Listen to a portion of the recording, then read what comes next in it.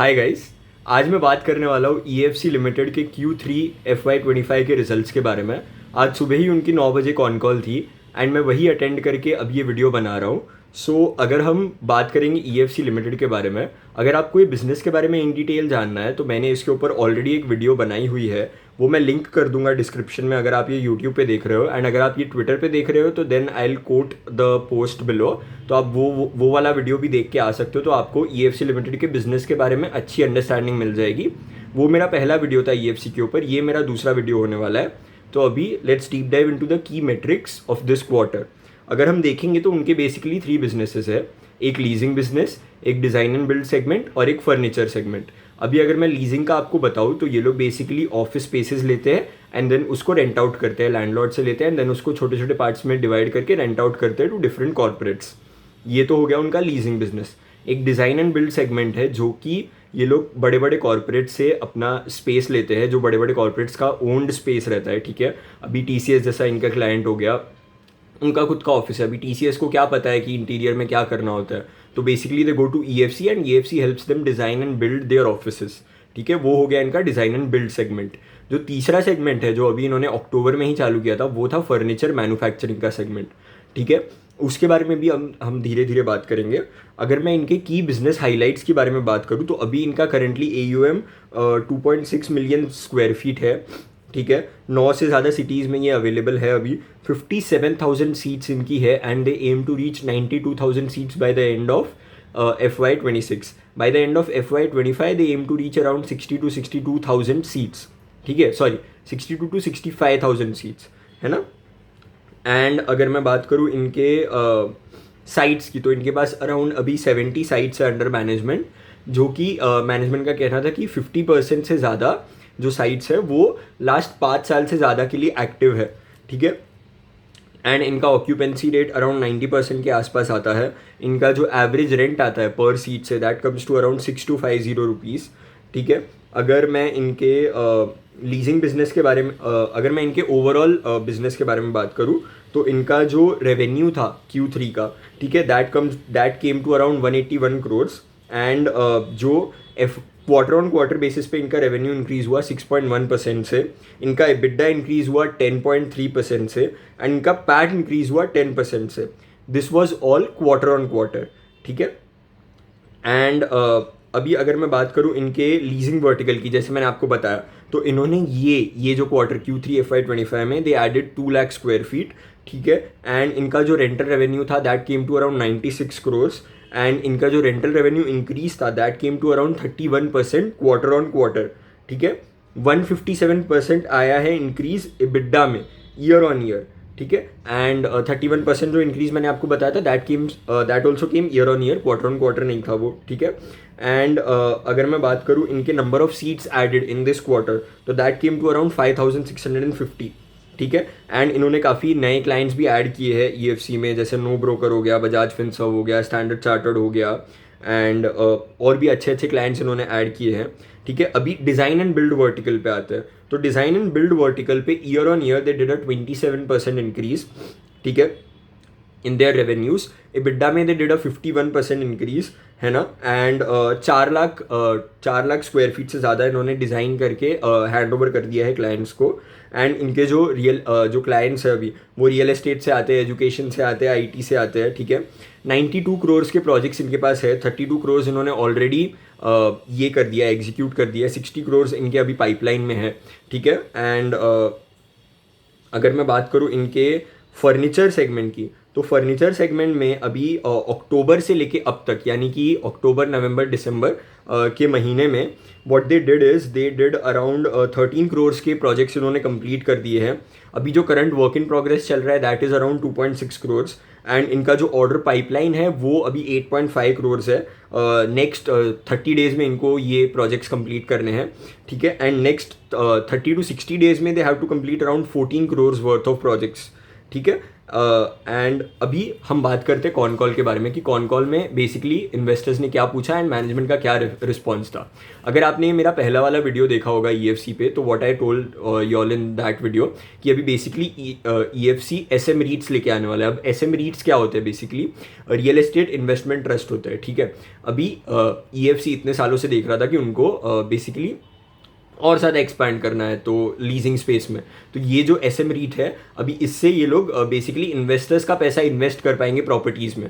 तो अभी बेसिकली क्या होता है रीट्स में, इसके छोटे छोटे यूनिट्स बिकते हैं and normal people like you and me can invest in these REITs and then हमको एक रेंटल यील्ड मिलती है उससे, ठीक है। तो EFC क्या करेगा? Basically EFC will own 5% of these REITs. For example अगर एक रीट है तो उसका 5% EFC ओन करेगा and EFC will be the manager of that REIT. मतलब जो real estate investment trust investors है, जो मेरे जैसे और आपके जैसे लोग हैं, उनको कुछ नहीं करना होगा, EFC पूरा मैनेज करेगा एंड EFC हमसे फीस चार्ज करेगा, यानी कि जो रीट होल्डर्स रहेंगे उनसे फीस चार्ज करेगा, ठीक है। अब बेसिकली ये बिजनेस इतना ज़्यादा लुक्रेटिव क्यों है वो भी मैं आपको बता देता हूँ, क्योंकि ये जो सर्विस फीस है ये डायरेक्टली बॉटम लाइन में ऐड होगा, मतलब पैट में ऐड होगा, ये टॉप लाइन में नहीं जाएगा। अब बेसिकली इसका ये क्यों है ये भी मैं आपको बता देता हूँ कि अभी बेसिकली देखो कि EFC को कोई जगह लेनी है एंड उसको आगे रेंट पे देना है, तो बेसिकली EFC को वो लैंडलॉर्ड को रेंट देना पड़ेगा, EFC को वो जगह पे केपेक्स करना पड़ेगा, EFC को पूरा बिल्ड करना पड़ेगा, EFC will have to incur electricity, EFC will have to incur maintenance costs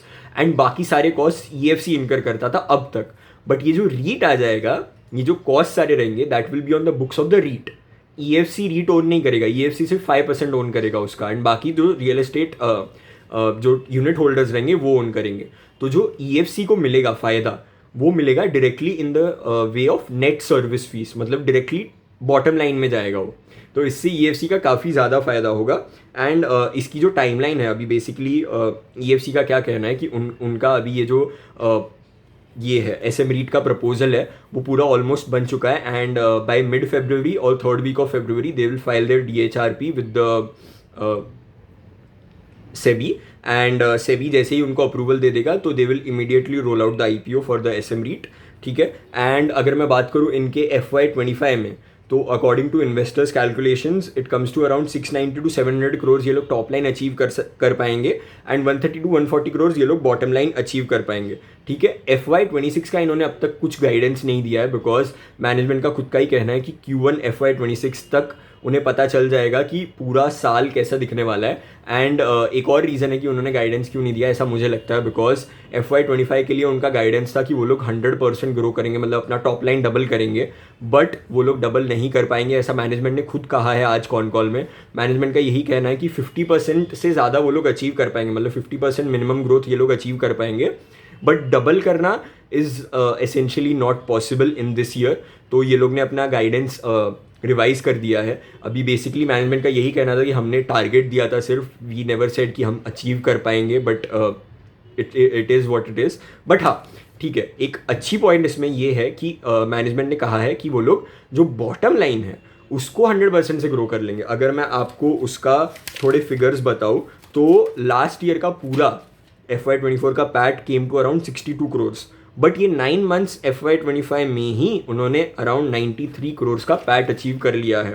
तो जो पैट है वो ये लोग ने कहा है कि ये लोग इजीली डबल कर देंगे, ठीक है। But let's hope for the best. ये लोग आगे क्या करते हैं हमें नेक्स्ट क्वार्टर में पता चलेगा एंड Q1 FY26 में will get to know about the guidance for the rest of the year, ठीक है।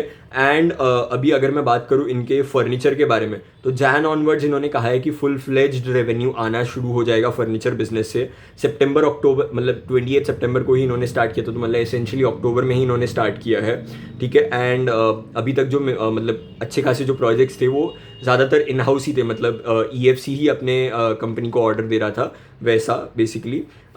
तो अगर मैं बात करूँ इनके केपेक्स की, तो एक इन्वेस्टर ने पूछा था कि ये लोग का केपेक्स का क्या सिस्टम रहता है, तो what they do is they aim to add around 25,000 seats on an annualised basis every year, ऐसा EFC का मैनेजमेंट का गोल है, ठीक है। एंड अगर मैं देखूँ 25,000 सीट्स के हिसाब से तो what they do is 50,000 rupees पर सीट इनका केपेक्स रहता है एंड 10,000 जो रुपीज़ रहता है वो अराउंड डिपॉजिट्स वगैरह जो भी रहता है वो सब रहता है, ठीक है। तो अराउंड 60,000 इनका केपेक्स आ जाता है पर सीट। तो अगर 60,000 इंटू 25,000 हम करेंगे तो that comes to around 150 crore per year का केपेक्स, ठीक है। बट EFC का क्या कहना है कि ये जो केपेक्स रहता है वो लोग एम करते हैं, वो लोग ट्राई करते हैं कि इसका 15 to 20% he EFC they, and बाकी का जो जितना भी आता है केपेक्स वो ये लोग अपने लैंडलॉर्ड से ले। ये हम लीजिंग बिजनेस की बात कर रहे हैं, ठीक है। अब अगर मैं डिज़ाइन एंड बिल्ड एंड आपको फर्नीचर वाले बिजनेस की बात करूँ तो उसमें केपेक्स एज सच रिक्वायर्ड नहीं है, that is essentially a working capital business. तो जैसे जैसे वो बिजनेस बढ़ेगा we'll need more working capital, ऐसा मैनेजमेंट ने कहा है। एंड अगर मैं बात करूँ इनके साइट्स की, तो जैसे मैंने आपको बताया था वीडियो के स्टार्टिंग में, दे हैव अराउंड 70 साइट्स, 50% और मोर आर ये 5 साल से ज़्यादा के लिए वो साइट्स रही है इनके पास, ठीक है। एंड इबिड्डा, फर्नीचर जो बिजनेस है उसका जो इबिड्डा है, व्हाट दे एम इज़ कि 20 to 22% ये लोग इबिड्डा अर्न करेंगे अपना फर्नीचर वाले बिजनेस में, 30% ये लोग इबिड्डा अर्न करेंगे अपने लीजिंग वाले बिजनेस में। एंड अभी इन्होंने एक रीसेंट एक्विजिशन भी किया था, MPF सिस्टम्स या आई गेस ऐसा ही कुछ नाम था उसका, I am not entirely sure, and उसमें अराउंड 40 lakhs इन्होंने इन्वेस्ट किए हैं। बट ये काइंड ऑफ एक स्ट्रेटेजिक इन्वेस्टमेंट है, ऐसा मैनेजमेंट का कहना है। व्हाट दे एम इज़ कि वो जो रीन्यूएबल्स एंड सोलार में कंपनी इन्वॉल्व है उससे इनको कुछ सिनर्जीज मिलेंगे गोइंग डाउन द लाइन, ठीक है। अभी ऐसा कुछ इनको मिला नहीं है, and this is entirely strategic investment, they don't want to interfere in the daily ongoings of the business, ठीक है। एंड अगर मैं बात करूँ इनके सीट्स की, जो लीजिंग बिजनेस की सीट्स है, on a billing level what they do is, मतलब बिलिंग लेवल क्या होता है बेसिकली, कि अभी जैसे मैंने आपको बताया कि इनका गोल है कि 62,000 to 65,000 सीट्स ये लोग अचीव कर लेंगे बाय FY26। बट ठीक है, ये जो सारे सीट्स रहते हैं उनको बिल नहीं कर पाते ये लोग, बिकॉज अभी कोई सीट्स रहेगी जो मार्च के एंड के 15 दिन में आई रहेगी, ठीक है। अभी मार्च के एंड के 15 दिन में आई रहेगी वो सीट, तो ये लोग इमीजिएटली उसको बिल नहीं कर पाएंगे ना, बिकॉज इनको क्लाइंट ढूंढना पड़ेगा एंड वो सब करना पड़ेगा, है ना। बट अभी इनका क्या कहना है कि बिलिंग लेवल पे what they will do is FY25 में they aim to reach around 55,000 seats, and capacity level मतलब उतना कैपेसिटी ये लोग कितना रखेंगे, कैपेसिटी रखेंगे लोग 62,000 to 65,000 सीट्स, एंड FY26 तक व्हाट दे एम इज अपना 92,000 सीट्स, जैसे मैंने आपको पहले बताया था, ठीक है। एंड कंपनी का बेसिकली यही कहना है कि what they are entirely dependent on the real estate sector. तो आगे अगर कुछ टाइम में अगर कुछ भी ऊपर नीचे होता है रियल एस्टेट सेक्टर में तो they are revenues can get hit, but उसको काउंटर करने के लिए मैनेजमेंट ने ये भी कहा है कि इतने सारे डिफरेंट बिजनेसेस में ये लोग इसीलिए ही घुस रहे हैं ताकि जो ये है अपना क्या कहते हैं हेज करने के लिए, ठीक है। ये लोग सिर्फ लीजिंग में नहीं है, what they are is they are in leasing, they are in design and build, they are in furniture manufacturing जो कि अभी स्टार्ट कर दिया है ये लोग ने। And what they want is they want to मतलब उनको क्या करना है बेसिकली, उनको ये जो तीनों बिजनेसेस है उसको एट एन इक्विलिब्रियम लेवल लेके आना है, मतलब जितना भी रेवेन्यू आता है तीनों बिजनेसेस से that has to be equal, ठीक है। एंड फर्नीचर मैन्युफैक्चरिंग से इन्होंने बेसिकली कहा था लास्ट कॉल में कि ऑन अ पीक बेसिस मतलब पीक कैपेसिटी यूटिलाइजेशन पे they can do easily around 300 to 400 crores, ठीक है, from their furniture manufacturing unit, ठीक है। अभी अगर उन्होंने 300-400 करोड़ एक रेवेन्यू सेगमेंट से किया एंड दे वांट टू मतलब उसको ये लोग इक्वल करना चाहते हैं, तो 300-400 करोड़ अगर हर एक उससे आएगा तो ऑन अ बुलिश केस मतलब अगर हम एस्टिमेट करें तो 400 into 3 that comes to around 1200 crores of revenue, ठीक है, which is phenomenal. But this is all my calculation, इससे कुछ और भी हो ही सकता है, तो don't depend on this calculation. I was just assuming कि मैनेजमेंट अगर 300-400 करोड़ कर पाया एंड इसको इक्विलिब्रियम पे ले आ पाया तो अराउंड 1200 crores का रेवेन्यू ईजिली आ सकता है, ऐसा मैनेजमेंट का कहना नहीं है, ये मैंने कैलकुलेट किया था, ठीक है। एंड अभी नेक्स्ट 1-2 साल के लिए जो लीजिंग बिजनेस है वो फोर फ्रंट पे रहेगा, बट आफ्टर 2 years इक्विलिब्रियम जो मैंने आपको बताया they want to achieve it, ठीक है। एंड फर्नीचर में जैसे मैंने आपको बताया 25 to 30% EBITDA is realistically possible, है ना। बेस्ट कैपेसिटी पे नहीं है इसलिए मार्जिन्स कम है इसमें अभी, बट जैसे जैसे ये लोग अच्छी कैपेसिटी पे आ जाएंगे फर्नीचर मैन्युफैक्चरिंग में that will lead to better margins, ठीक है। एंड जैसे मैंने आपको पहले भी बता दिया था कि इनका गाइडेंस था कि ये लोग FY25 में अपना रेवेन्यू डबल करेंगे, बट ये लोग वो गाइडेंस से चूक गए हैं अभी, बिकॉज मैनेजमेंट ने वही कहा है कि अभी ये लोग 50% मिनिमम ग्रोथ तो अचीव कर पाएंगे, but 100% is not possible. But yes 100% top line ये लोग अचीव कर पाएंगे, नहीं सॉरी 100% बॉटम लाइन ग्रोथ ये लोग अचीव कर पाएंगे, which is good because obviously margin increase हो रहे हैं एंड ये बिजनेस पूरा मार्जिन वाला ही है, तो मतलब मार्जिन इंक्रीज हो रहे हैं तो मतलब बिजनेस भी ग्रो कर ही रहा है। एंड जैसे मैंने आपको बताया कैपेसिटी तो ये लोग इंक्रीज करने ही वाले हैं, सीट्स की कैपेसिटी बढ़ने वाली है, इनके फर्नीचर की कैपेसिटी मतलब जो ऑर्डर बुक वो सब बढ़ेगा धीरे धीरे with time. Design and build is obviously growing at a phenomenal rate. So what we have to do is we have to analyse this business on a yearly basis कि yearly हम देखें कि ये लोग कितना कर पा रहे हैं ग्रोथ। अभी Q4 का जब आएगा रिजल्ट तो then we will be in a better position to analyse कि इन्होंने पूरे साल में कैसा अचीव किया एंड नेक्स्ट इनके FY26 के क्या गोल्स है। ठीक है, that was all for the con call today. And अगर आपने ये वीडियो अभी देखा होगा तो आपको शायद ना समझा होगा कि EFC का बिजनेस क्या होता है, तो आई एम अगेन सेइंग कि मैंने EFC पे एक और वीडियो बनाया हुआ है, आप वो जाके देख लो तो आपको बिजनेस के बारे में अच्छे से समझ जाएगा। मैंने उसमें पूरा अच्छे से कवर किया था बिजनेस के बारे में। This video was essentially con call highlights of Q3 FY25 जो आज सुबह हुआ था। That's all for today and I hope to see you in the next one. Thank you.